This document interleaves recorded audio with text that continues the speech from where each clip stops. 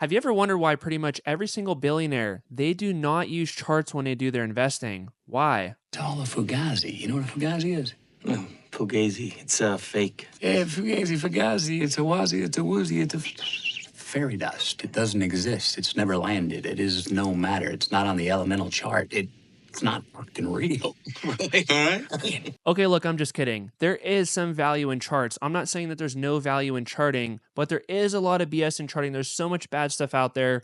There's so many people that post a chart on X, for example, and they say, this is the most bullish chart ever. It's a diamond cross, it's a diamond handle, it's a cup with handle, it's a whatever pattern that they want to say it is. And then they say, okay, it's a 95% chance of making money on this. And then the next day or whatever, the next week, the stock goes straight down. And then you don't hear those people posting about those charts anymore, and they usually just go delete them off. So I started out investing using charts. I didn't make much money. Maybe you make money. I hope you do make money. But what I do know is that the strategy that I use right now, I do make a crap ton of money doing it. And there's hundreds of other investors just like you that are living proof of this. So in this video, I'm going to walk you through two simple things that you could do in your portfolio right now. And then I'll go a little bit deeper in each one so you actually understand the nuts and bolts around that. So if you just want to go click off and watch some other YouTubers video that has really good editing or really good, whatever you want to see in there, the good flashy stuff, go watch those people's videos. But if you want to learn how to truly make money from someone that has actually done it, I'm not being cocky. I'm not saying I'm worth $100 billion. I have a couple $1,000,000 by age 30, and I did it in a very conservative way, in a very low risk way.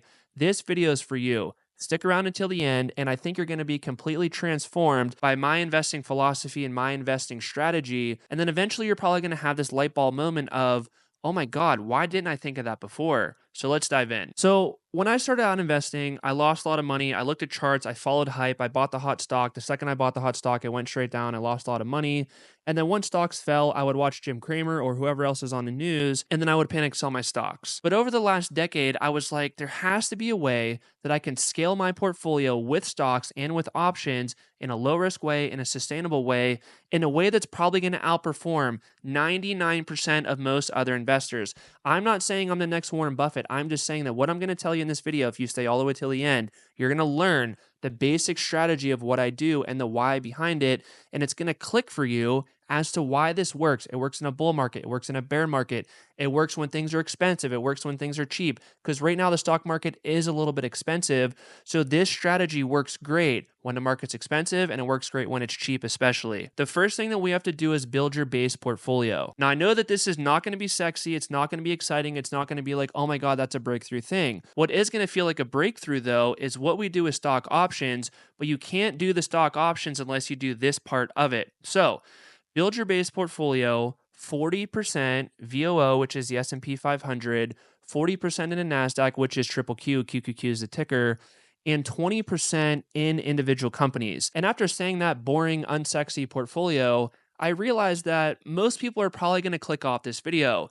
And it's like, if you're clicking off this video because you're looking for some magical strategy, you're going to get it with stock options in one more minute if you just be patient. But this base portfolio matters for everything when it comes to stock options, because we're going to use this base portfolio to help us sell stock options while our money is still invested in this base portfolio. So you don't have to have cash sitting on the sidelines when you do these options that we're going to do. You could have your base portfolio working for you, you could have your options working for you, and you could have the money that you make with your options making money for you on top of that too.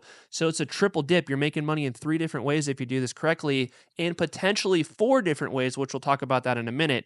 So this base portfolio, 40, 40, 20 for the percentages, that is going to outperform 95% of hedge funds, financial advisors, financial pros, everybody that you see on X. Yes, I get it that Bitcoin is pumping lately and MicroStrategy is pumping and gold is pumping and whatever stock is pumping, it's pumping. There's always going to be people that do very, very well in a 1, 2, 3 year time period.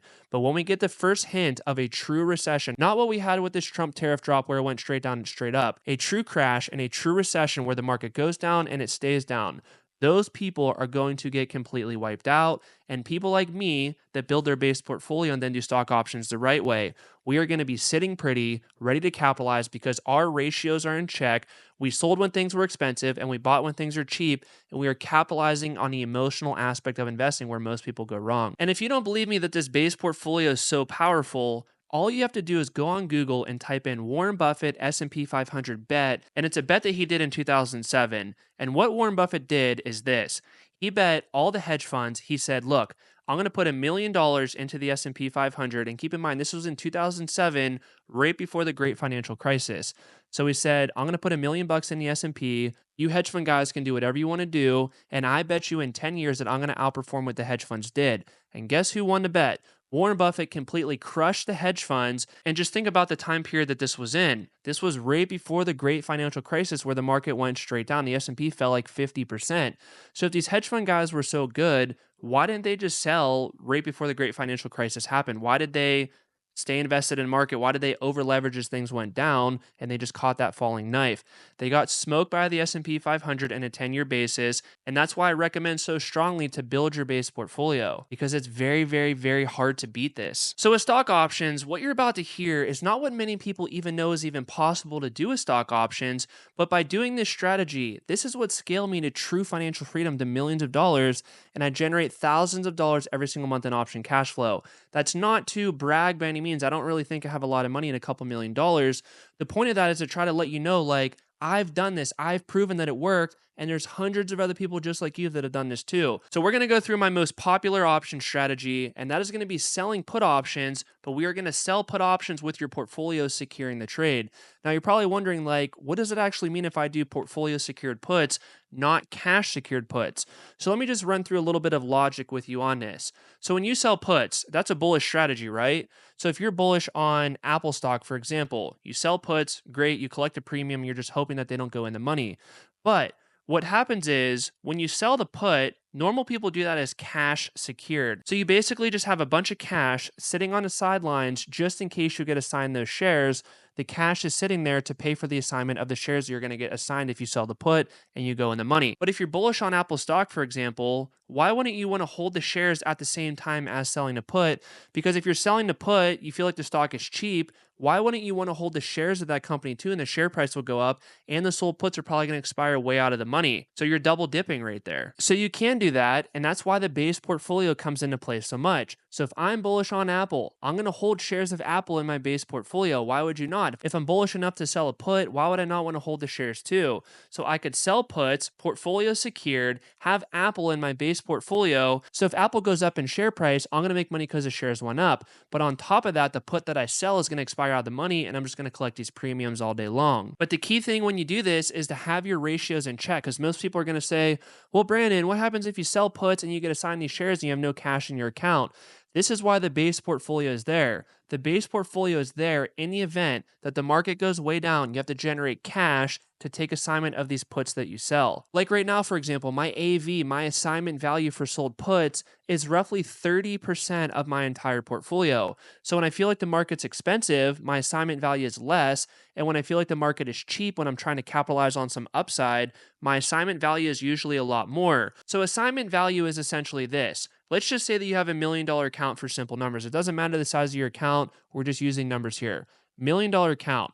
But if you sell puts where you're on the hook to buy $300,000 worth of stock, your assignment value is roughly 30% of that base portfolio.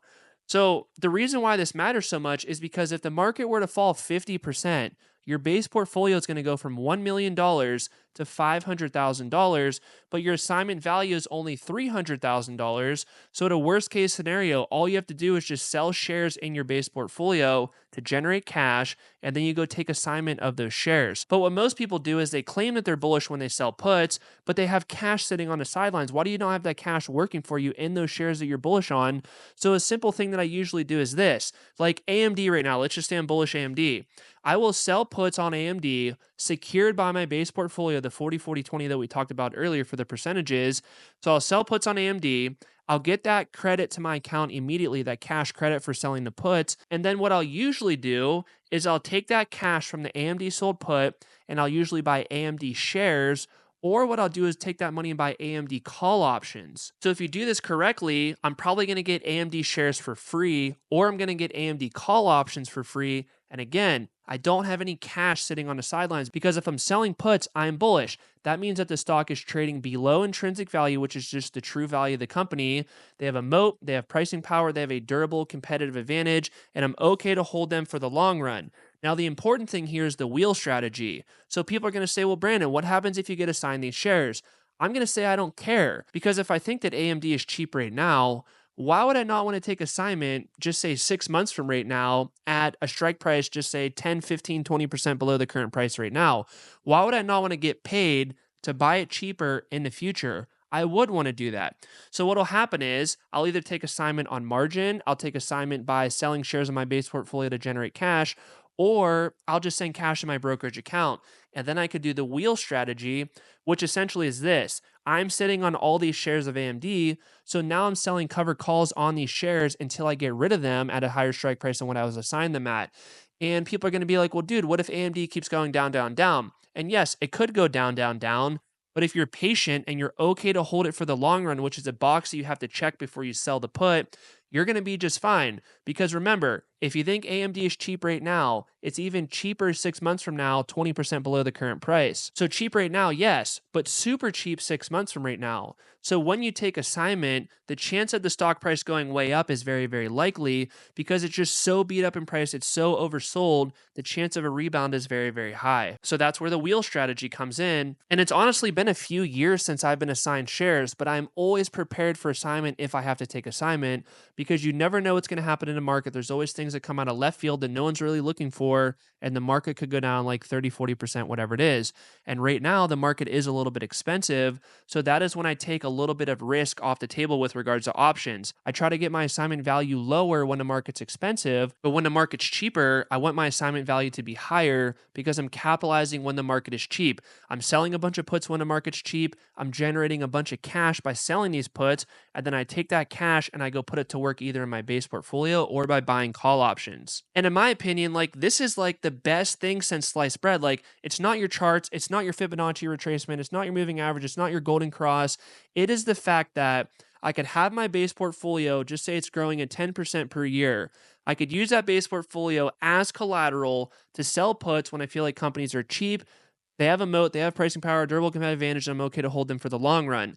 So I'm going to be generating cash flow for free, not paying a penny in margin interest, just by having my base portfolio there. And then when I get those premiums, I'm taking those premiums and then reinvesting them. So this is how I scaled my portfolio so quick to a couple $1,000,000, because it's like I'm making money in so many different ways. And if there's anything bad that happens in the market, my assignment value is always going to be in check. Like, again, my assignment value right now is 30%. So in my main Charles Schwab account, which is roughly $1,000,000, the market would have to fall 70%, which would turn my base portfolio from $1,000,000 to $300,000. Then as a worst case scenario, I could sell that base portfolio to generate cash to go take assignment of these shares. So number one, it's like a 70% stock market crash is so unlikely to happen. I'm just saying that when things are expensive and I'm prepared for a pullback, I want to have as much buying power on the sidelines in order to go sell more puts, to generate more cash, to buy more calls, to buy more shares. So right now, my assignment value is roughly 30%, which I'm very, very comfortable with that level right now. There's really no chance that I could get wiped out. So again, your charts are okay. There's some value in it. I'm not saying charts are horrible and there's no value in them at all. I'm just saying that this is how you make the big money consistently, month over month, year after year, in a bull market, in a bear market, in an expensive market, in a cheap market. And there's other option strategies that I use. I buy calls, I buy puts, I sell calls, I sell puts. It all just depends on what the market is doing and how the setup looks. So I realized I just threw a lot of stuff at you guys in this video, but if you want to watch another one where I go a little bit deeper and explain things a little bit deeper also, watch this video right here. It's really going to help you guys out. But if you don't want to waste time with that video, click link below, do my course, come into my Discord, 100% free. You're going to learn this system step by step. I'll see you guys there.